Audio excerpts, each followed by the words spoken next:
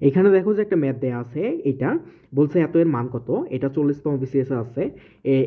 এই টাইপের ম্যাথগুলো বিসিএস এর পাশাপাশি অন্য অন্য যে পরীক্ষাগুলো আছে সেগুলোতেও আসে। আমি কিন্তু হচ্ছে ম্যাথ দেখেই অ্যান্সার বলতে পারি এর অ্যান্সার কত হবে, এর অ্যান্সার হবে এটা। এখন আপনারা বলতে পারেন ভাই কেমনে?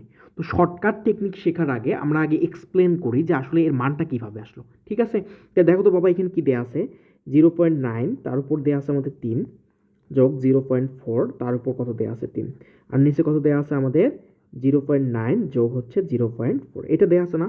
এখন তুমি দেখো যে আমরা বীজগণিতের বেলায় শিখছিলাম যে এ কিউব প্লাস হচ্ছে বি কিউবের সূত্র কি আমাদের, এ প্লাস বি ইন্টু কি, এ square minus A B plus হচ্ছে বি স্কোয়ার।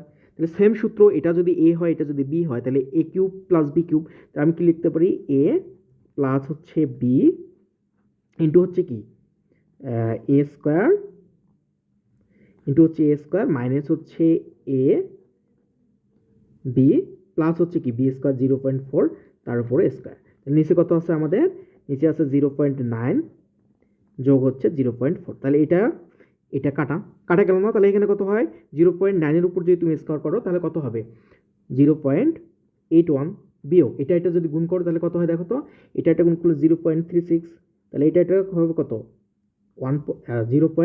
কত 16, তাই না?